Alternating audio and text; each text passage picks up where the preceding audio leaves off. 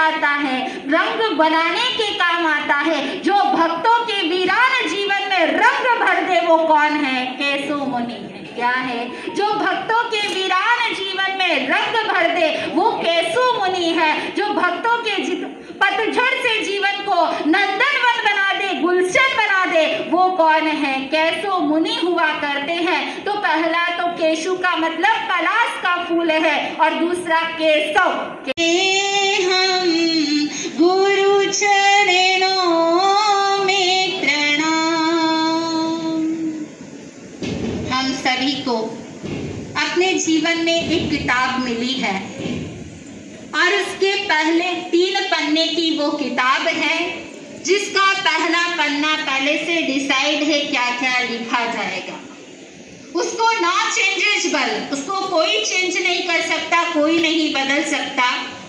और उस किताब की दूसरा पन्ना पूरा ब्लैंक है, खाली है और वो आपके ऊपर डिपेंड करता है कि आप उस पर क्या लिखना चाहते हो। और तीसरा पन्ना है जो कुछ लिखा हुआ है, कुछ खाली है और जो लिखा है वो सब क्या है? फिक्स है। और उस किताब का नाम है जिंदगी। क्या है?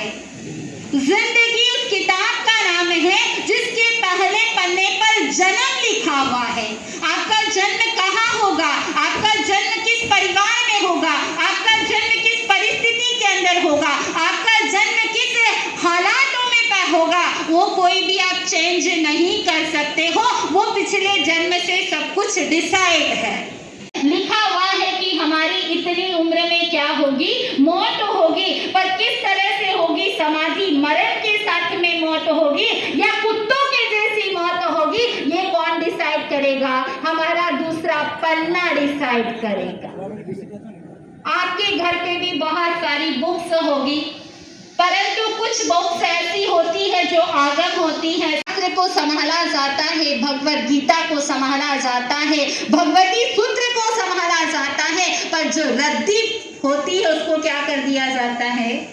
बेच दिया जाता है, उसे बेकार समझा जाता है। अब हमें डिसाइड करना कि हमारे इस जीवन की पोथी को रद्दी बनाना है या कोई शास्त्र बनाना है।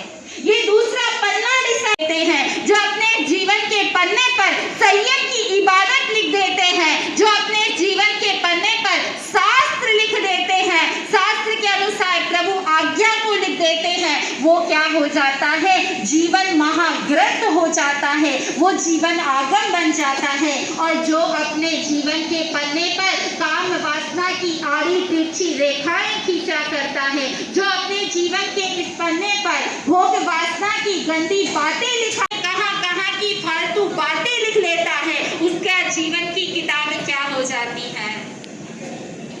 रद्दी हो जाती है और उसे क्या कर दिया जाता?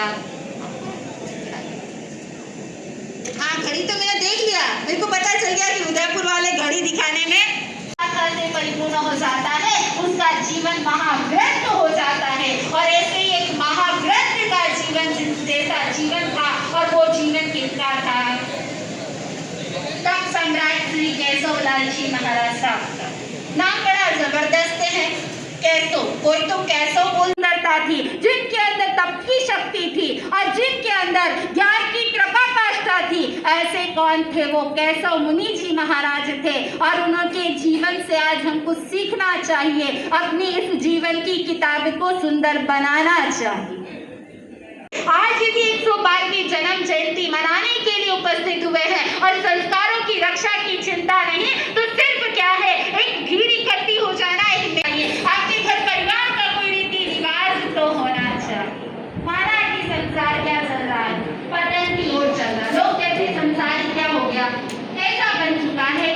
हवा को रोकना तो आपके बने, पर जिंदगी को आप क्या कर सकते हैं? बंद कर सकते हैं, अपने घर परिवार का लक्ष्य रख सकते हैं। धर्म के बिना चल सकता है पर संस्कार के बिना नहीं चल सकता। और ऐसे समय के अंदर आपको संस्कार की चिंता होनी चाहिए। और आज के समय में संस्कार को खाने वाला सबसे ज्यादा है तो वो टीवी सीरियल। इसी बात पर प्रकाश महासती जी ने डाला कि क्यों तप और त्याग की पूजा की जाती है। धन्यवाद महासती चिंतन जी महाराज साहब। अब मैं मंच पर आमंत्रित करूं महासती हर्ष प्रभा जी महाराज साहब से। समय भगवान परमात्मा महावीर के चरणों में पहुंच के वंदन। आत्मबंधुओं, सुशील माता और बहनों, आज महान गुरु और पिता तुल्य मुझे तो बेटी की तरह है महाराज, आप यहाँ आकर के जाना। तो उनकी वात्सल्यता, उनका प्रेम, उनका स्नेह हमारे पे सदा रहता। उनके कपड़े सिलना, पात्रे रंगना आदि जो भी कार्य होता वो मुझे कहता बेटा ये मेरा काम करके जाना। कितनी वात्सल्यता थी और प्यार था। ऐसे महान गुरु, चमत्कारी, तपस्वी रत्न केशवलाल जी महाराज साहब, आज आपका 112वां जन्म दिवस मनाया जा रहा है। उनका तो मनाओ या न मनाओ, स्वतः ही मनता है। केसर की बारिश होती है और स्वतः ही श्रोता लोग आते हैं, प्रार्थनाएं वगैरह सबका लाभ लेते हैं। ऐसे महापुरुष स्वयं को जीते हैं और जागते करते हैं। इस समय नदी की दाल की जिसमें सब बह जाया करते हैं।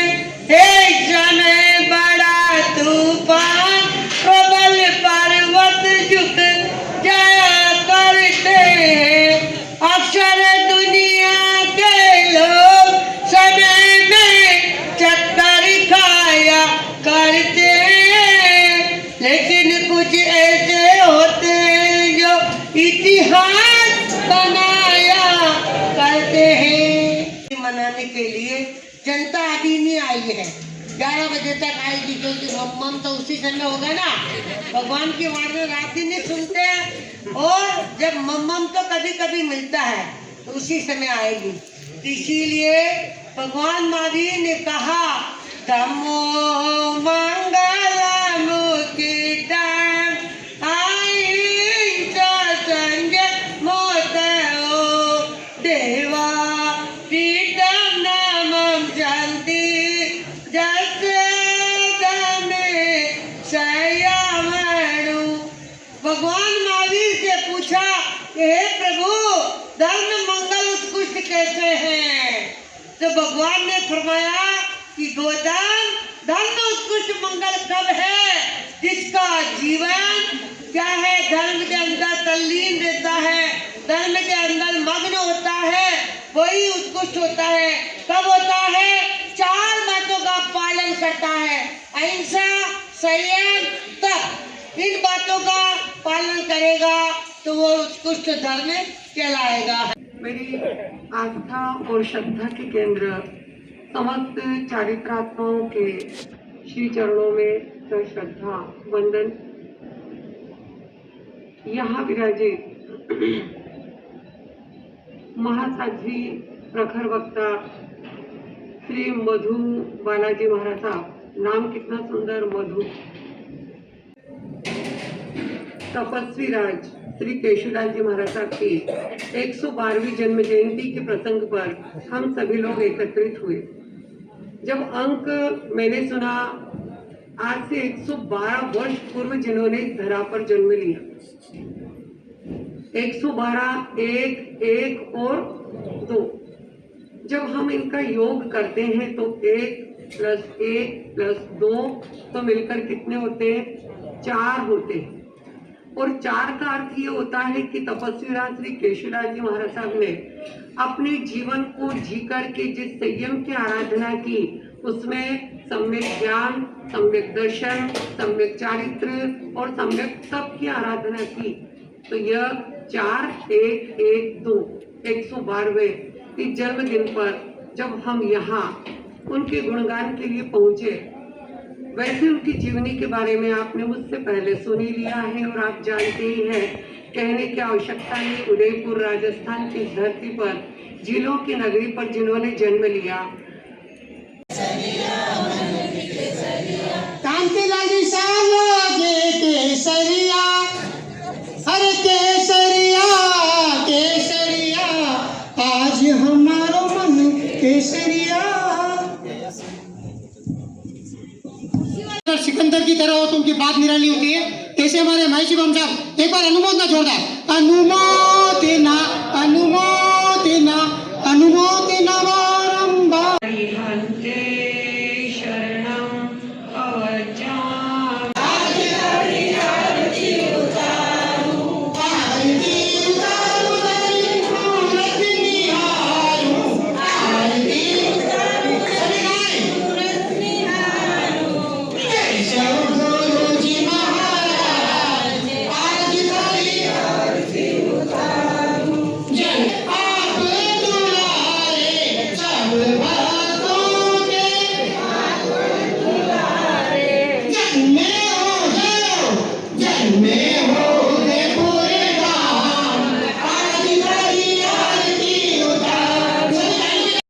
आज यहाँ गौर तपस्वी पूज्य गुरुदेव 1008 श्री केशवलाल जी महाराज साहब की 112वीं जन्म जयंती का शानदार उत्सव यहाँ मनाया गया।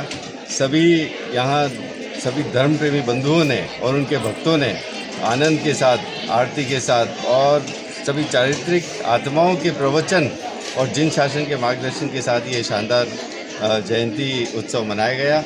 उनकी हमेशा जिस तरह की उनकी तपस्वी जीवन दिनचर्या रही, वो हमेशा प्रेरित करती है संयम से उपभोग की ओर। और मैं निश्चित रूप से एक बहुत अच्छी बात किसी कवि ने कही है कि ये तो रस्म एक जहाँ अदा होती है, वरना सूरज की कहाँ सालगिरह होती है। तो ये तो जिन शासन के वो ददीच्यमान सूरज थे, जो आज भी हमारे मन मस्तिष्क में विद्यमान है। शारीरिक रूप से भले हमारे बीच में न हो, लेकिन उनकी ये जो मन मस्तिष्क की उपस्थिति है वो हमको निश्चित रूप से प्रेरणा देती रहती है। पुनः गुरुदेव को कोटिशः वंदन। कैसा हो, न सिर्फ एक तपस्वी थे, पर वो एक साधक थे, एक समता के धनी व्यक्तित्व था उनका। और उनकी जो साधना, योग, चारित्र, तपस्या, इससे जो उनकी आत्मा में जो शक्ति प्राप्त हुई और जज्ब प्राप्त हुआ, इसलिए वो सिद्ध पुरुष कहलाए और वचन सिद्ध योगी बने। उनका कहा हुआ कभी भी जो है वो हमेशा बनता था, हमेशा उसको फलीभूत होता था। और उनकी मंगलिक जो थी वो हर एक को देते थे बिगड़ किसी भेदभाव के। और उसमें इतनी शक्ति थी कि जो भी आता था उसके सारे मनोकामना बिगड़ कहे ही पूरी हो जाती है। जैसे संत की 112वीं जन्म जयंती पे हम सभी कोटि कोटि वंदना करते हैं। और जो आज के आयोजन में इतने सारे समाज प्रेमी, धर्म प्रेमी, उनके प्रति आस्था रखने वाले लोग पधारे, ये बताता है कि आज भी उनके प्रति कितनी श्रद्धा है। अंत में जो संयोजक जो रहे इसके, जो हमेशा ही आयोजन करते हैं, श्री महेश जी पम, इनका कोई अनुकरण नहीं कर सकता है। उन्होंने अपना जीवन ही गुरु केशव के प्रति समर्पित कर दिया, धर्म के प्रति समर्पित कर दिया, गरीबों के प्रति समर्पित कर दिया है। वो सारा अपना जीवन इसी पे लगाते हैं। ऐसे व्यक्तित्व का मिलना बहुत मुश्किल है। और उनके साथ जो पूरे टीम है, जो सारे उनके साथ में जो लोग जुड़े हुए हैं, उनको अभी बहुत हम सभी सबकी तरफ से उनका धन्यवाद। एक बात मैं भी गुरुदेव के लिए कहना चाहूँगा कि तब सम्राट केशवलाल जी महाराज साहब ने पाकिस्तान में भी चातुर्मास किया था। अहिंसा का संदेश और जीव हिंसा पे उनकी बहुत ज़्यादा उनका आत्मीय लगाव था। और कई सारे ऐसे स्थान जहाँ पे बलि होती थी, महाराज साहब ने वहाँ साधना की और वहाँ पे बलि बंद हो गई। पूरे देश में ऐसे अनेकों उदाहरण हैं। ऐसे गौर तपस्वी 1008 श्री केशवलाल जी महाराज साहब के हम सब अनुयायी यहाँ इकट्ठे हुए और बहुत शानदार आयोजन हुआ। Thank you. महाराज साहब की 112वीं जयंती मनाने के बाद में ऐसा लग रहा है कि हमारे को शरीर को जितना हम तप करेंगे उतना ही हमें मोक्ष मार्ग की तरफ हमें अग्रसर रहेंगे। केशवलाल जी महाराज साहब ने इतने सालों तक बेले बेले पाठ नहीं किए हैं। 58 वर्ष में 40 वर्ष उन्होंने पाठ बिल्कुल नहीं हार रहे। तो ये हमें सिखाता है कि हमारा जो अपना जो शरीर है उसको हम जितना कष्ट देंगे हमें उतना ही फल मिलेगा। इसी के साथ में हमें केशवलाल जी महाराज साहब से ये सीखने मिलता है कि हम अपनी मेहनत करते रहें, अपने को समाज को, अपना धर्म, अपने लोगों को प्यार करते रहें। और ये जो जैन धर्म मिला है हमें, महावीर स्वामी जी का और जैन धर्म मिला है, इसको हम अपना जीवन पूरा हमें ये भगवान ने जो दिया है, जन्म दिया हमें, इसको हम पूरा करें।